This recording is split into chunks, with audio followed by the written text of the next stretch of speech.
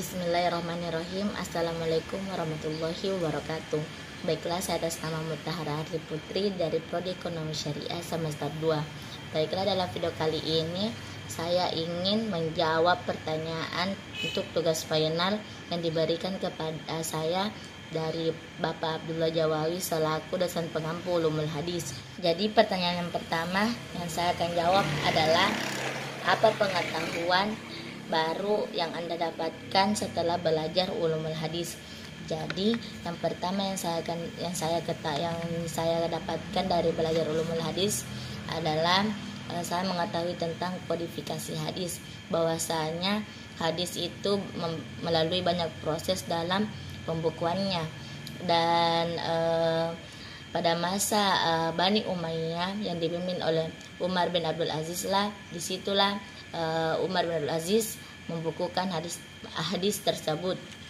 Dan yang kedua saya ketahui adalah matan, rawi, dan sanad. Jadi saya mengetahui tentang sanad itu bahwasanya rangkaian orang-orang yang meriwayatkan hadis. Matannya itu adalah isi kandungan hadis, dan rawinya itu periwayat hadis. Dan yang ketiga yang saya ketahui bahwasanya hadis itu memiliki banyak jenis, yaitu hadis sahih, hadis hasan, hadis dhaif, dan hadis maudhu. Jadi hadis hasan itu hadis yang paling tinggi, bahwasanya hadis itu tidak memiliki cacat dan tidak ada kekurangan, serta perawinya itu dipercaya. Dan yang hasan itu hampir sama dengan sahih, tetapi dobitnya yang yang tidak kuat hafalannya. Jadi yang ketiga itu tentang hadis dhaif. Dhaif itu lemah. Jadi hadis ini kenapa lemah? Karena hadis ini dikatakan lemah karena hadis ini tidak memenuhi syarat hadis hasan dan hadis sahih. Dan yang terakhir adalah hadis maudhu, yaitu hadis palsu. Jadi mengapa dikatakan hadis palsu? Karena seseorang yang membuat hadis tersebut tidak memiliki dasar sama sekali yang berkaitan dengan Rasulullah. Dan biasanya di sini perawinya itu pembohong. Pertanyaan selanjutnya yang akan saya jawab adalah, dalam pergaulan sehari-hari kita kadang masih bingung dalam memahami antara hadis dan sunnah. Setelah belajar ulumul hadis, apa yang saudari bisa jelaskan mengenai hadis dan sunnah, dan berikan contohnya? Jadi pemahaman saya tentang hadis dan sunnah itu, yang pertama, hadis adalah suatu berita tentang suatu peristiwa yang bersumber dari Rasulullah SAW, baik perkataan, perbuatan, dan persetujuannya. Dan sunnah itu adalah perilaku Rasulullah SAW secara terus-menerus, baik yang baik, yang kurang baik, ataupun yang baik. Dan contoh hadis tersebut yaitu an Abi Hurairah radhiyallahu anhu qala Rasulullah sallallahu alaihi wasallam yaqulu, innallaha la yanzuru ila suwarikum wa amwalikum walakin yanzuru ila qulubikum wa a'malikum, rawahu Hibban. Jadi di sini Rasulullah itu menyampaikan berita tentang Allah itu tidak melihat dari ketampanan dan hartanya, tetapi melihat dari hati dan perbuatannya. Dan contoh hadis sunnah itu yaitu Rasulullah SAW bersabda, semoga Allah memperindah orang yang mendengar hadis dariku lalu menghafal dan menyampaikannya kepada orang lain. Dan berapa banyak orang yang berilmu kepada orang yang tidak berilmu, dan berapa banyak orang yang berilmu berapa banyak orang yang membawa ilmu tetapi tidak berilmu. Hadis riwayat Abu Daud. Yang selanjutnya yang akan saya jawab adalah, dalam setiap hadis pasti ada matan, sanad, dan rawi. Hafalkan sebuah hadis lalu jelaskan matan, sanad, dan rawinya. Baiklah, saya akan menghafalkan sebuah hadis tentang menuntut ilmu. Jadi Anasin Ibnu Malik radhiyallahu anhu qala Rasulullah sallallahu alaihi wasallam man kharaja fi talabil ilmi fa huwa fi sabilillahi hatta yarji'a, rawahu Tirmizi. Jadi saya akan jelaskan itu tentang sanadnya. Sanadnya itu Anasin Ibnu Malik, dan matanya itu man kharaja fi talabil ilmi fa huwa fi sabilillahi hatta yarji', dan rawinya itu adalah rawahu Tirmizi. Pertanyaan selanjutnya adalah, kita sering mendengar dan membaca hadis sahih, dhaif, dan maudhu. Apa yang saudara ketahui dari ketiga hadis tersebut? Jadi yang saya ketahui dari tiga hadis tersebut adalah, yang pertama adalah sahih. Sahih adalah hadis yang sanadnya bersambung dan perawinya itu terpercaya dan tidak ada kecacatan dan kekurangan dalam hadis tersebut. Dan yang kedua adalah hadis dhaif.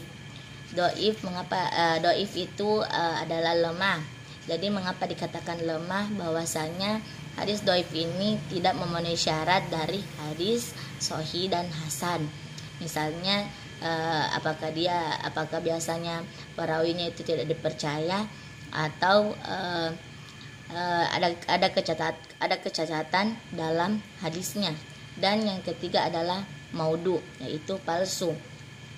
Hadis ini mengapa dikatakan palsu? Karena dibuat oleh seseorang yang tidak memiliki dasar sama sekali yang dari Rasulullah, dan biasanya perawinya itu berbohong, dan biasanya juga ada maksud tertentu dalam meriwayatkan hadis maudhu tersebut. Dan selanjutnya adalah pada prinsipnya hadis dhaif masih bisa diamalkan selama tidak berkaitan dengan masalah ibadah.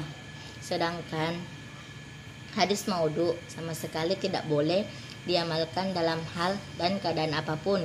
Kemukakan pendapat saudara. Jadi pendapat saya, mengapa hadis dhaif ini bisa dipakai, karena hadis dhaif ini tetap bersumber dari Rasulullah, tetapi hadisnya ini kurang dipercaya. Mengapa? Karena hadis ini biasanya tidak bersanadnya itu cuma satu, dan perawinya itu biasa kurang dipercaya, dan biasa ada kecacatan dalam isi hadisnya tersebut, dan ada kekurangan, dan tetapi ini bisa digunakan karena itu masih bersumber. Tapi itu dalam situ biasa orang tidak mempercayai dalam keadaan hadis tersebut. Dan mengapa hadis maudhu itu tidak boleh sekali dipakai? Karena itu tidak bersumber. Karena itu tidak bersumber dari Rasulullah SAW. Karena hanya orang yang buat, hanya sekumpulan orang yang membuat hadis palsu tersebut, hadis maudhu itu tersebut. Dan biasanya perawinya itu suka berbohong, dan perawinya itu perawi tunggal. Jadi itu biasanya dikatakan bahwasanya maudhu itu tidak boleh dipakai dalam apapun karena itu adalah hadis palsu. Jadi itulah pendapat saya sendiri tentang hadis dhaif dan hadis maudhu. Pertanyaan terakhir adalah, dalam periwayatan hadis kita ketahui bahwasanya yang terbanyak meriwayatkan hadis adalah Abu Hurairah, bukan Abu Bakar As-Siddiq, Umar bin Khattab, Utsman bin Affan, dan Ali bin Abi Thalib. Jadi menurut saudara, apa yang menyebabkan hal ini bisa terjadi? Jadi yang menyebabkan hal ini bisa terjadi, yang pertama adalah Abu Hurairah sering mengikut serta kepada Nabi Muhammad SAW, atau mengikuti majelis Nabi Muhammad SAW daripada sahabat yang lainnya. Dan yang kedua itu Abu Hurairah memiliki hafalan yang sangat kuat karena dia diberkati doa oleh Rasulullah SAW sehingga ia memiliki hafalan yang sangat kuat. Dan yang ketiga itu adalah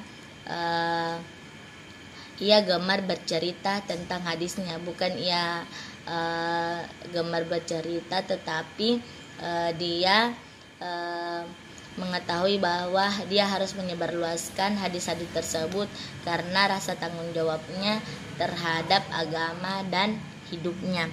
Jadi itu alasan mengapa Abu Hurairah yang paling banyak, karena itu alasan pertama saya, bahwasanya Abu Hurairah sering mengikuti majelis-majelis Rasulullah SAW, ikut serta dalam majelis tersebut, dan dia memiliki hafalan yang kuat.